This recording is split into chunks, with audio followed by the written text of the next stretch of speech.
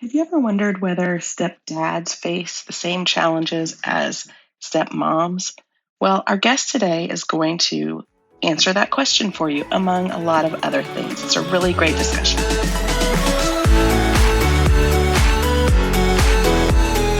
I'm Cameron. I spent years building my career and creating a life I loved. And when my Prince Charming finally showed up, he had 4 kids in tow. Fast forward through lots of mistakes made and lessons learned, step-family life was much more complicated than I realized. If you're looking for help with blended family life, you're in the right place. Welcome to the Stepmom Diaries, where we keep it real as we dish about all the things. This is your weekly dose of blended family inspiration and encouragement. You're not the wicked stepmother, so let me help you find your fairy tale ending. Come on, let's do this.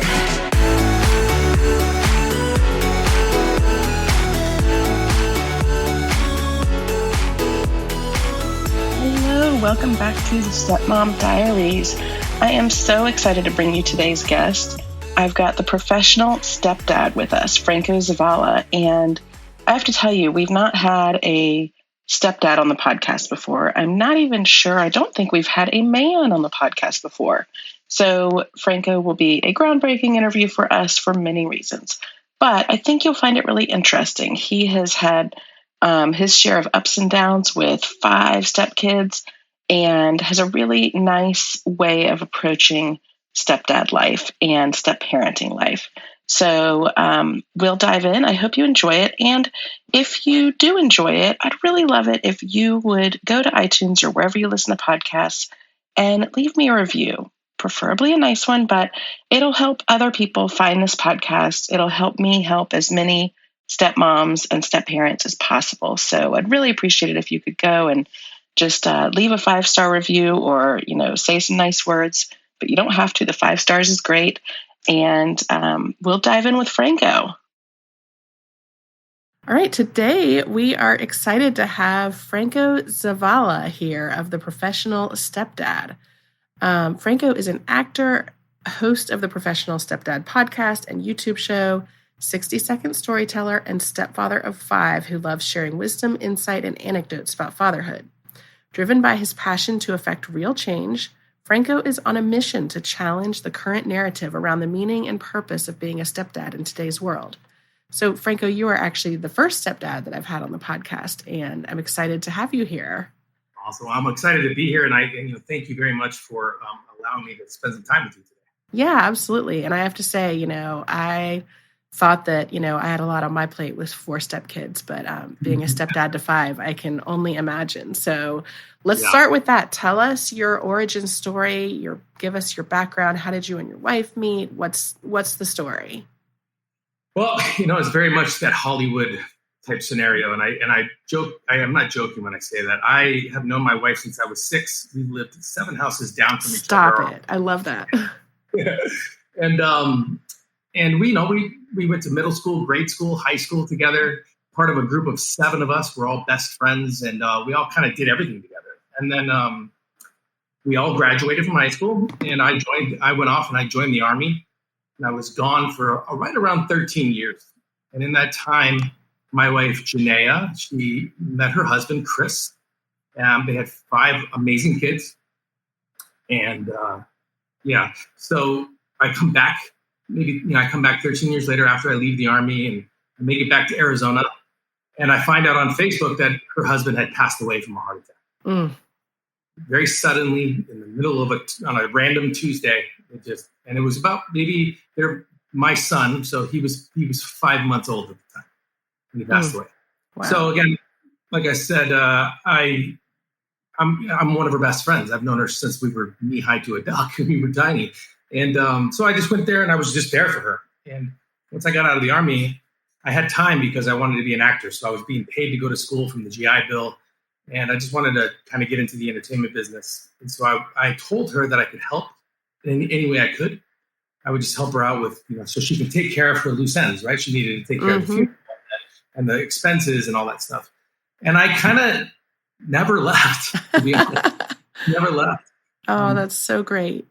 And how wonderful to have that shared background that, you can kind of find your way back to each other.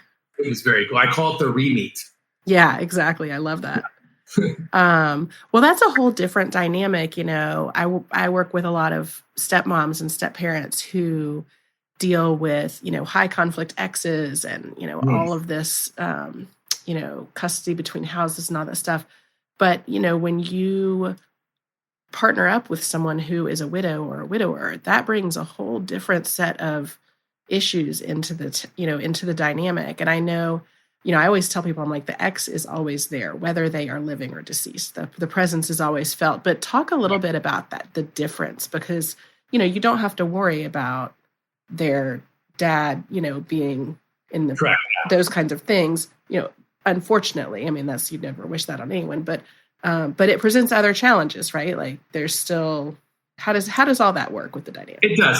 So it presents the challenge where I'm not in a situation where a lot of men who step into blended families are, who they have to have constant, not conflict, but conversation and comparison when it comes to the way, they think you should father and how they're being a father and the situation that happened before, we ever step into the blended family and how what they went through. But in my specific scenario, having my wife being widowed, I didn't think that I was going to run into the bio-parent negativity situation, but I ended up running into the one thing that I call the similar thing that I call the them problem, which is, yes, I did not have the bio dad, but I had bio dad's mom, dad, sister's brother, my wife's mom, husband, family members, and friends. So instead of having the one bio parent kind of, undermining anything I may or may not do, and don't get me wrong, there are a lot of positive bio parents out there. I don't want to take away from them, but I was dealing with it. I was dealing with constant judgment, ridicule, and we don't understand why you're here kind of scenario. Yeah, who's this new guy? Yeah, from 15, 20 people all at once, from every angle. I was walking on, I don't even call it eggshells. I was walking on eggshells of eggshells. I mean, I couldn't maneuver without somebody giving me their insight, giving me their input, telling me what they thought. And mind you, they thought that I was replacing, dad who passed away. And that wasn't what I was trying to do. I wasn't replacing anybody. As a matter of fact, I think it's very important, and I still to this day, it's very important that I always talk about Chris. Absolutely. So that was what I had to deal with. Yes, I did not have a bio dad, but man, I had 15, 20 people who just were doing everything in their power, especially in the beginning, to push me to a point where I would either walk away, give up, quit, you name it. But I love the way that you approached it. I mean, I think that, being clear up front, like, hey, I'm not looking to replace anybody, right? I mean, I know that a lot of the stepmoms I work with struggle with that too, because, kids, there's sort of the push-pull between, and in this case, the kids are grieving, they've lost their dad, and there's this new guy in the picture, and who's he going to be? And I think it's so great to be able to have that conversation and be open and say, look, your dad was amazing. He's special. He's always going to be your dad. I'm different. We can have a really unique and valuable relationship that looks totally different, and I don't have to be your dad. Mm-hmm. I think that's great. I think that it was also important for me too, is my oldest daughter, Brinley, who's 22 now. She, she had she was the closest to her father. They were the best of friends. So I had a lot of obstacles within my first 2 years of being a stepdad. I call it my rookie season. I had a lot of obstacles in my rookie season, and no bigger obstacle than my daughter, Brinley, because she was the protector of her. And I mean, I think the first word she ever said to me was, "When are you leaving?" I mean, and that's just real. I guess you got to respect the honesty, right? I don't want you here. She didn't understand. I mean, and of course she had her right. I mean, and I never tried to force an issue. I never tried to, like I said, I never tried to be dad. That wasn't my objective. I just tried to be there. Yeah. Yeah. Yeah. And be that positive influence for them. Correct. That was my objective. And I think the smartest thing I ever did, 2 years after being in the family, I decided that I wanted to ask my wife to marry me. And I was still struggling with my oldest daughter and her acceptance of me, no matter what I did up until that point. Mm-hmm. I think the best thing I ever did was I involved her in the process of asking my wife to marry me, meaning I bought the ring, but then I gave it to her and I put her in charge of it. And I told her very specific. I said, look, Ren, I want to marry your mom. I don't want to go anywhere. I love you guys, but I cannot ask her to marry me until you say it's okay. So here's the ring and you let me know when it's okay. Wow, that's great. Trusting too. Piece of jewelry with a kid. That's impressive. Yeah, well, it was. I mean, I made sure to keep an eye on it and keep it safe. But that's just. It was important for me to relay the message to her that was, I hear you. I'm not just trying to solve your problems. I'm not trying to fix everything that's around. I need you to know that I've been quiet enough and I've listened enough where I hear you and I understand how to communicate with you. And this is how I do it. Yeah. And I had to be patient with the process. Well, and kids so badly want to be heard. They want to know that their voice counts, that, even if you don't do everything that they want to do, they just want to know that you understand them, that you know what I mean? That's really great. So how did you get involved in helping other stepdads? What was your journey to doing that? Oh man. So like I say, my rookie season, my first 2 years, my second oldest daughter, Emma, mind you, let me take a step back for a second. My whole family, all my girls are dancers. They've been dancers their whole life. My wife and I was like one of the first boys in the early 90s to be at a dance studio when it wasn't cool, And so dance is our world. Dance has always been our life. And as a matter of fact, my wife and I are amateur ballroom champions. I mean, we just love it. We did a Argentine tango for our wedding dance. That's fantastic. That is so much more impressive than our wedding dance. Well, yeah, I mean, she's so much. She's just so elegant. She's perfect. So dance is our world. And my second oldest daughter, Emma, and I were in a conversation, and she said the thing that most, if not every single solitary stepdad will hear once or twice, even stepmoms, which is, you can't talk to me like that. You're not my real dad. Oh yeah. And I had a moment where I could have done one of two things. I could have reacted in a way that would have probably hurt and damaged our relationship, especially the progress that I had made up until that point, or I could respond. And the response that I gave her was not one of words, but was one of storytelling. So like in my bio, you say I'm a 60-second storyteller, meaning I love to write. So I began to write a story about a military man who fell in love with this high school friend, and she had a daughter, and her name was Emma, and everything he was trying to do to build this relationship. Now I had to throw drama into it, so I didn't want to put the dad. Dad couldn't die in the scenario, so I had mom die. So now stepdad and bio, and kid have to learn to get along with one another and respect one another. So I wrote this 127-page paper for her, which was sent to 3 different people. Long story short, 90 days after that movie was being made in Los Angeles, and it was called Lift Me Up. That's fantastic. And it was a really cool thing for me to do because, and I didn't mean to make a movie. That wasn't my objective at all. And it was cool that we got to make it.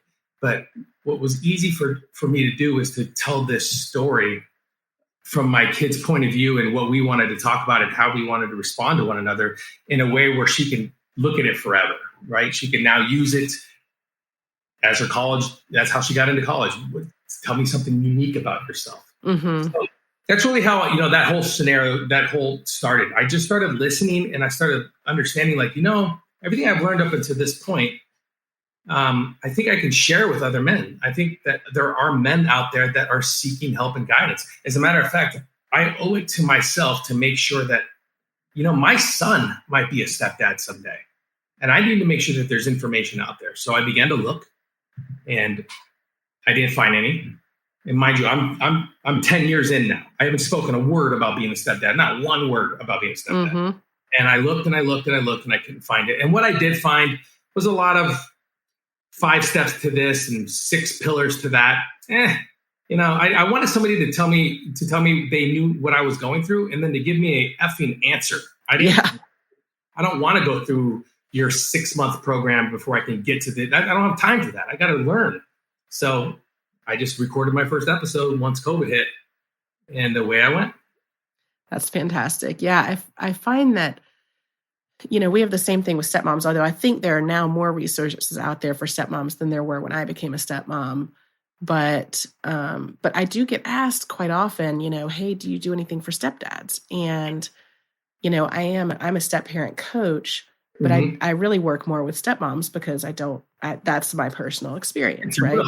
And there really are not a huge amount of resources out there for stepdads. So it's so great to have you out there talking about this because it is really important. I mean, there are 1,300 new step families forming every day. And, I think that what's the latest statistic that like 60% it was over 50% of all families will at some point have a step family member in them. Right.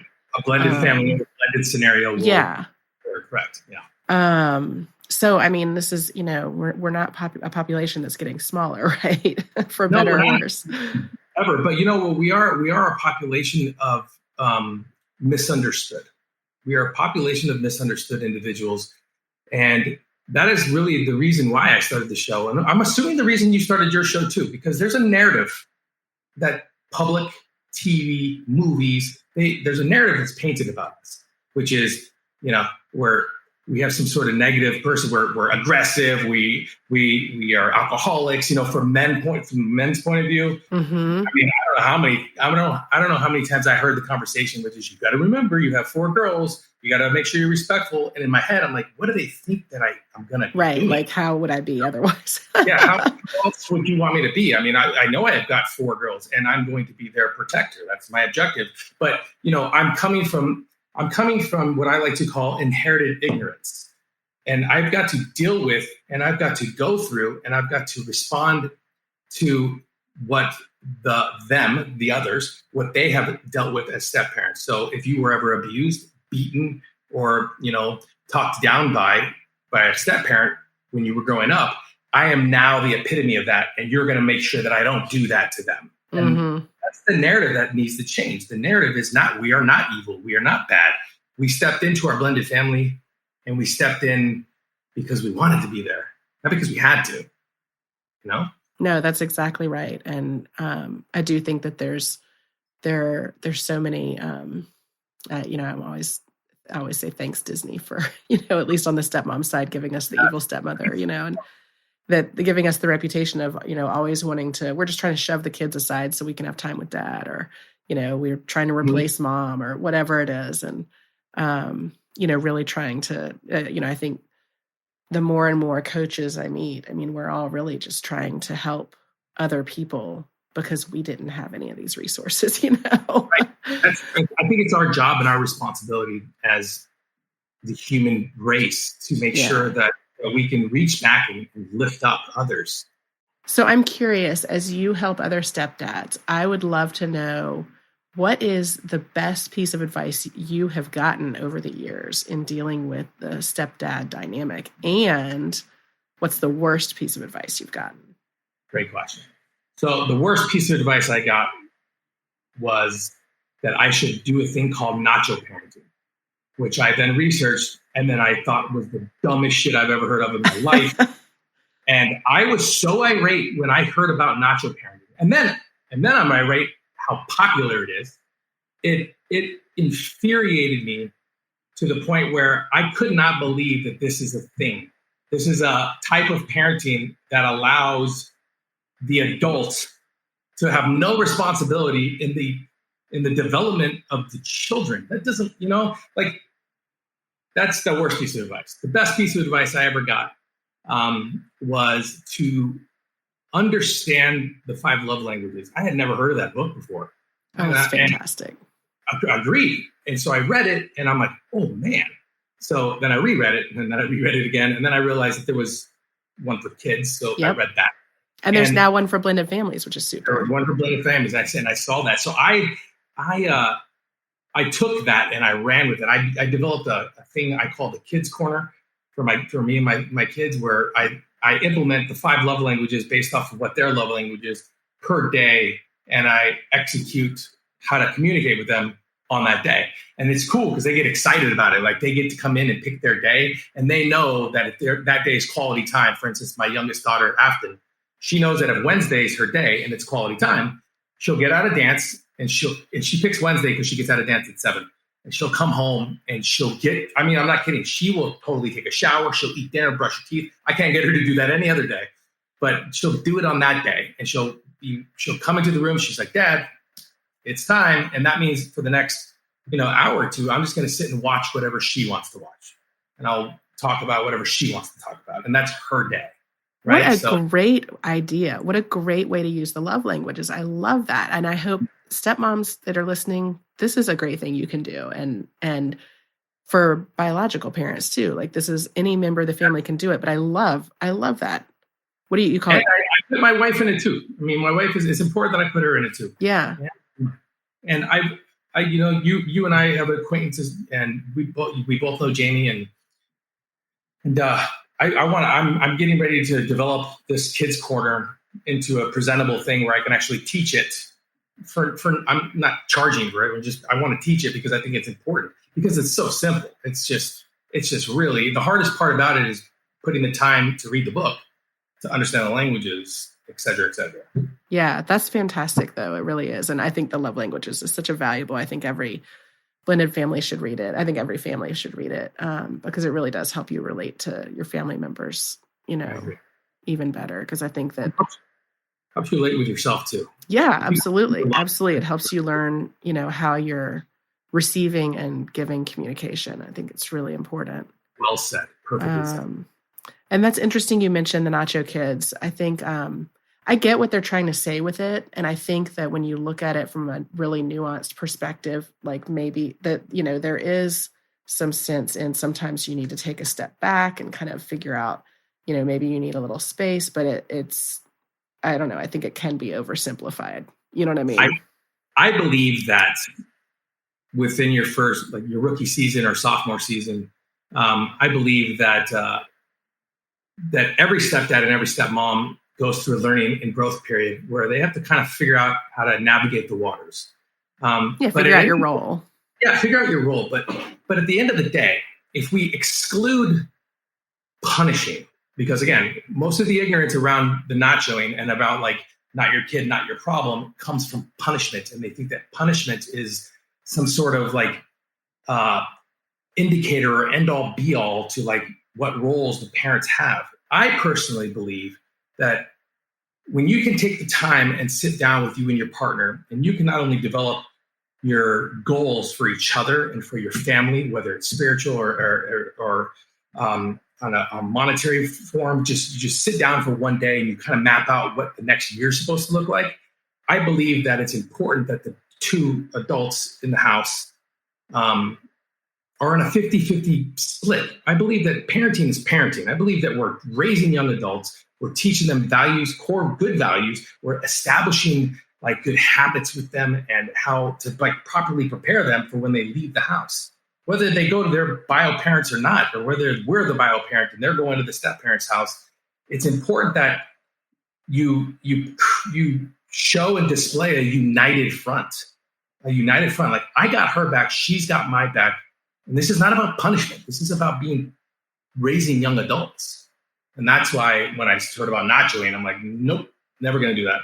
Ever. Yeah, it's interesting to talk about the discipline angle because you do have to be on the same page. I mean, and have a united front. You never want to be in a situation that, the primary parent is undercutting, something that you've done. But it's interesting. Research has shown that until your bond is really established with the stepchild, that the primary parent should be the primary disciplinarian, which I totally agree with. I agree. But I think step parents, I think this is where you're going with this. Step parents have such a valuable role in sort of supplementing that, where, you can come back after the parent has done the disciplining or enforced the consequences or whatever and say, Johnny, I know that must have been a really hard conversation you had with mom. Do you want to talk about it? Mm-hmm. Why mom did this, right? Like, this is what the rules were, and but we can talk about it if you want. And then it's like a little bit of a softer touch, but you're still there as a parental. You're just in a different, different more role nuanced kind of way of doing it. Of course, I think I agree 100% with what you're saying. I believe that all step parents in the beginning, especially in the beginning, they have homework to do. Oh, so much. And the homework we do has to begin with ourselves first. We got to figure out, we can't bring the old us into this new blended family. It's not going to work. Never going to work. We can't react and respond to certain things within our blended family that we would before we came in there. So we got to not only get to know who we are, but we got to identify our strengths. We got to identify our weaknesses. And then we have to really put in the time, energy, and effort to listen, to listen and to learn. Because once you listen and learn, then you can properly communicate. And once you can properly communicate, that's when the bonds come. And then once the bonds start to form and the communication is there, then trust comes into the page. And now when you can trust one another, it's not about disciplining, or it's not about like being, an aggressive parent or parental figure. Because the trust is there, it's more about a conversation about what's right, what's wrong, what you need to do, and what the consequences are. Yeah, absolutely. Absolutely. And it all takes time. And that's what, I think so many of us, and it sounds like you were very intentional getting into this, I think, because of the situation. You sort of had to be, because you had all of these external, voices and stuff like that. But I know so many other step parents who got into it, and including myself, and thought, gosh, this is going to be amazing. It's going to be an instant family. And, we're going to have, I know like my first holiday season, I had like monogram stockings ordered and like the monogrammed Easter baskets. And we're going to have these amazing holiday dinners. It's going to be great. And then they get devastated when it doesn't work out in this nice, neat little package, and it all takes time to do all of that work and research that you're talking about, Patience is the key. I think patience is the magic fairy dust that every step parent needs to have. It's patience. You can't force.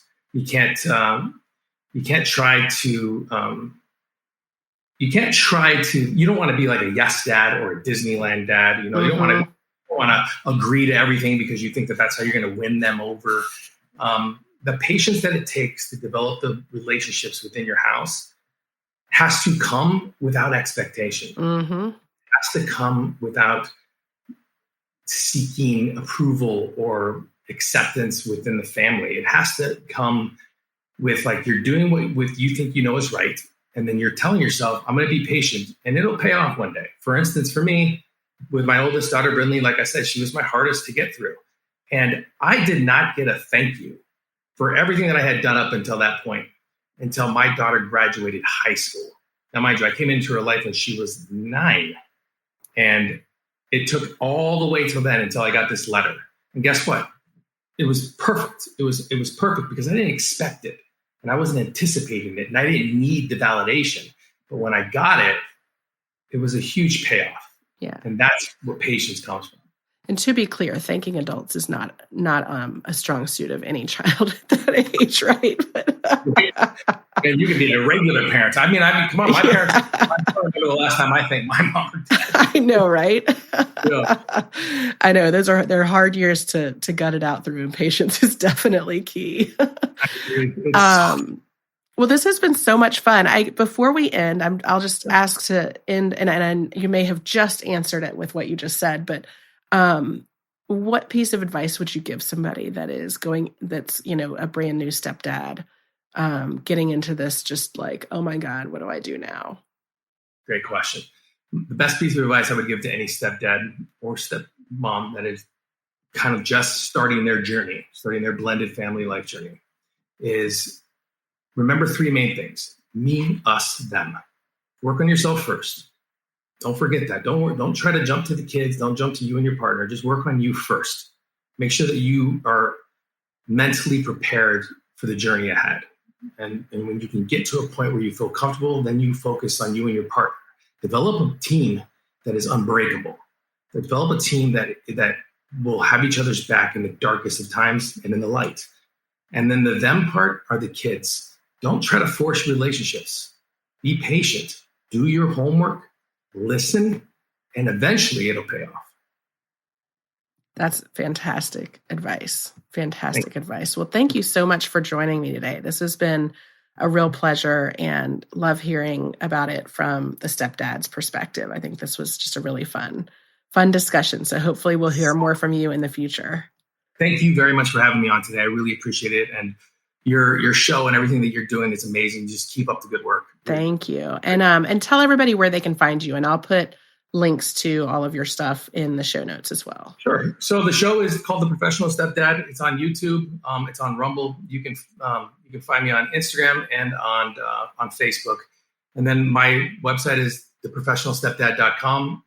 And mind you, the reason it's called The Professional Stepdad is not because I consider myself like this professional guy. It's because a long time ago, my mentor, Bob Proctor, who just recently passed away, he told me that the greatest thing in the world to watch is a professional at work. And I think that all step parents seek to be professionals. We seek to be the best that we can be. And that's why it's called a professional stepdad. Oh, that's great. That's great. Well, thank you so much. Really appreciate it. We'll talk soon. I appreciate it. Thank you.